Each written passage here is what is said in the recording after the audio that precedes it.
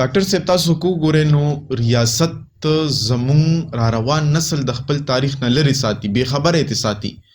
ستاسو څه خیال دی چې دا به زموږ پر را روان نسل څه اثر غورځوي چې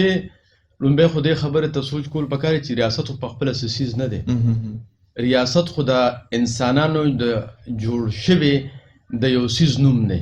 دغې کې خو انسانان کار کوي او دغه انسانان څوک دي زما او ستا بچی دی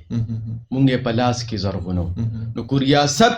څوک په صحیح ډګر باندې چلول غواړي پکار دا ده چې د داسې وړو وړو ماشومانو تربیت شروع کړي مونږ چې دا اوس غنم کټ کوو نو دغه زمیندارو شپږ میاشتې مخکې پټې اړولې وو او غنم یې پکې کرلي وو او بخورې به یې ورکولې او ګوډونه به یې کول نن شپږ میاشتې وروسته هغې غنم ولیبل او ماشاءالله خوشحاله دي نو ریاست پخپله څه نه دی دغه ریاست کې زما او ستا بچې کار کوي نو په ځای د دې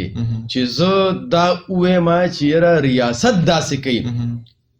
نو یو دغه دا دی چې زه ریاست کې کم خلک کار کوي د مثال په توګه باندې ججان صاحبان به وي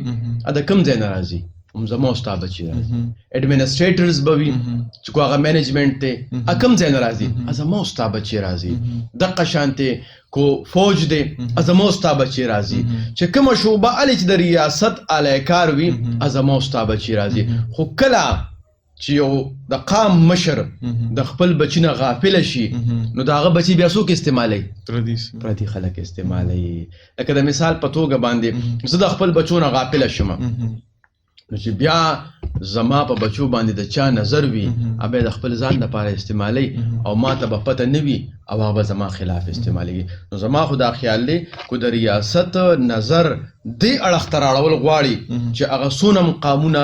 په دې ملک کې میشته دي او ژوند کوي هغې ته د خپل حقوق ملو شي نو هر قام وګړی او مشر دی ولګېږي او د خپل قام سره د داسې مینه وکړي څنګه چې یو انسان د خپل بچو سره مینه کوي او چې کله د قام مشر د خپل بچي سره دغه مینه وکړي سوال نه پیدا کېږي چې دی په پیسو په ډالرو باندې خرڅ شي د دغه قام بچي به د سره مینه کوي دی به د ریاستي ادارو کې کار کوي خو نظر او فکر به هغه وي څنګه چې د مشر دی وي د یو زړه نه بل تلار وي چې زما خوښې ستا به ولې بدې شمه زما خپل قام بچي که دغه شانتې خوښ شو او دغه شانتې مې د هغې تربیت وکړو او دغه شانتې مې سینې ته را یو ځای کړل نو تاسو تاریخ وګورئ کله کله بعضې خلک داسې وي چې د په پردي ملکونو کې وي او په پردي ادارو کې وي تنخوا د هغې نه اخلي خو کار هغه چاله کوي چا سره مینه او محبت وي ډاکټر صاحب زما د سوال جواب ماته میلاو نه شو زما سوال دا و چې ریاست ولې مونږه د خپل یا زمونږ را روان نسل د خپل تاریخ نه لرې ساتي اوس ریاست ما خو جواب دا دی چې ریاست خو پخپله څه نه دی که نه ریاست چې څوک جوړوي په هغې باندې به مونږ محنت نه دی کړی مونږ غافله پاتې شوي یو هغه زما او دا ستا بچې د ریاستي ادارو کې زما او ستا خلاف ځکه استعمالوي د تاریخ نه ځکه بې خبره ساتي چې زه د خپل بچې مې د تاریخ نه غافله کړی دی نو هغه ته دا موقع ملو شوې ده چې هغه د دغې موقع نه فایده اخیستې ده او نن زما بچې د تاریخ نه غافله دي زه به تاسو یو بل اسان مثال درکړم ما پس ریاست ټوپک راغسته دی چې زه خپلو بچو ته قصې وکړم زه چې ماشوم وم ما ته به نیکه قصې کولې ما ته به نیا قصې کولې دا ورته ریاست ویلي دا خو ته ریاست نو ویلې نو ریاست چې څنګه دا نو ویلې زما پلار او نیکه او نیا ته چې د خپل زوی ته د خپلو اتلانو قصې وکړه نو دی هم ورته نه دي ویلې چې ته ورته قصې مه کوه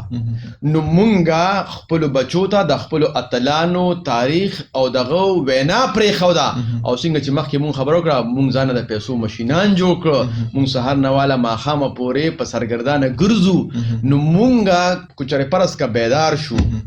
ریاست سوال نه پیدا کېږي چې زما زوی او زما بچې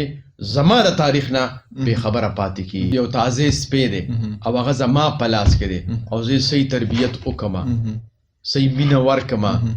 هغه تازه سپی تاسو وګورئ منډه وهي اوږې تږي وي څه ورونیسي او چا لی راولي دغه مالک لی راولي په خپلې نه خوري. نو چې یو تازه سپی د تربیت نه رستو چې اوګم دی هغه څه ورونیسي او خوري یې نه خپل مالک لی راولي، نو که چېرې فرض که ما خپل زوی، نوسې، ګاونډي او بچي د تاریخ نه خبر که، نو په هیڅ قیمت باندې د دنیا یو قانون دی بې خبره نشي پاتې کېدی. او تاسو بل اړخ ته وګورئ، همدغه ریاست دی دی کې بعضې زموږ پوهان د تاریخ نه ډېر ښه خبر دي او بعضې پوهان هم په دې ریاست کې نا خبره پاتې شوي دي. نو چې څوک خبر دي نو هغه خپل سایه او کوشش کړی دی، محنت یې کړی دی، او چې څوک نا خبره پاتې شوي دي هغه د هوا رخ پسې تللی دی. هغه د دې وجې نه نا خبره نه پاتې شوی چې د هغه په سر باندې چا ټوپک ایښی چې ته ګورې د خپل اتلانو نه خبر نه شي، بلکې هغه پیسې پسې تللی دی او بل څیز پسې تللی دی او د خپل د اتلانو نه ځان بې خبره پاتې کړی دی. ډاکټر صاحب که تاسو وګورئ نو ما د خپل تاریخ خبره کړې ده. که تاسو وګورئ نو زموږ تعلیمي نظام کې موږ ته د جنا قصه کوي، موږ ته د اقبال کوي، موږ ته د ټیپو سلطان کوي، موږ ته د صلاح الدین کوي، خو ما ته د پیرو خان قصه نه ده کړې، ما ته د باچا خان قصه نه ده کړې. تاسو راواخلئ، بلکې زما په اتلانو پسې دي ملنډې کړې دي. زه په خپله په نهم جماعت کې هم چې موږ ته په انګریزۍ په ټیکسټ بک کې یو سبق راغلی د اکبر باچا باره کې و چې هغې کې د هغه تاریخ باره کې څه څیزونه ویل شو. هغې کې زموږ د یو قامي اتل کالو خان بابا و، د هغه پسې هغې ملنډې کړې چې دا یو ډاکو او د کالو په نوم باندې هغې یاد کړو چې بیا څه پښتانه د بونیر څه تکړه خلک او داسې نور پښتانه د هغې خلاف راپاڅېدل او هغه څیز یې پې ټیکسټ بک یې پې بدل کړ. ماشاءالله ماشاءالله. نو زما سوال دغه دی چې ما ته دې دا پردي په کتاب کې راچوي. صحیح. لکه اوس فرض کا پنجاب صوبه ده، نو هغې کې چې د هغې کوم اتلان تیر شوي دي نو په تاریخ کې یا چې کوم داسې ټیکسټ بک دی هغې کې دې ورته هغه راواچي. زما پښتونخوا صوبه ده، ما ته چې زما کوم اتلان تیر شوي دي ما ته د هغه راواچي. سند دی د هغې چې کوم اتلان تیر شوي دي هغه دې ورته راواچي په نصاب کې. نو زه دغه خبره کوم چې دې ټولو خلکو له هم دغه یو نصاب جوړ کړی دی، ټولو باندې هم دغه ټیپو سلطان پیژني، ټولو باندې جنا پیژني، ټولو باندې چې کوم دی نو سر سید احمد خان پیژني، ټولو باندې چې کوم دی نو اقبال پیژني. زما خپل اتل په ما څوک نه پیژني. زما سوال هم دغه و. زما خوږه بچې پیغمبران چې تیر شوي دي ټولو پیغمبرانو ته کتاب ملو شو. نو دا کتاب او دا لیک چې کوم دی دا ثانوي دویم نمبر باندې دی، خو د هر یو پیغمبر ډیر زیات تربیت شوی دی. نو زما جواب دا دی که ریاست مانه تاریخ پټی او که پردی تاریخ راچی. استاد خو زما استاد زوی رور ماما کاکا دی کنه، نو چې په کتاب کې هر څه وي چې د دې تربیتو کې رښتیا راته ووایه چې دغه استاد به هغه تاریخ یې کوم چې په کتاب کې هغه تاریخ وي چې کوم حقیقت دی. کوم حقیقت دی. خو ریاست داسې کوي چې ما نه زما تاریخ پټوي یا د بل قام نه بل تاریخ پټوي او بل را باندې راخی. زما په خیال دا ټیک نه کوي. خو یو څیز خو هغه ټیک نه کوي، دویم څیز زه ټیک نه کوم. استاد زما دی، خوری دی، ماما دی، کاکا دی، بچی دی، چې د ده صحیح تربیت شوی وي نو کتاب کې چې څه دي او په خپل ځای باندې دغه قسمه خبرې به روانې وي. غني خان بابا وایي چې نشته امن چرته هم د دې دهر په کور کې وی به همیشه دا د نیکۍ او بدۍ جنګ. دا څیز به روان وي،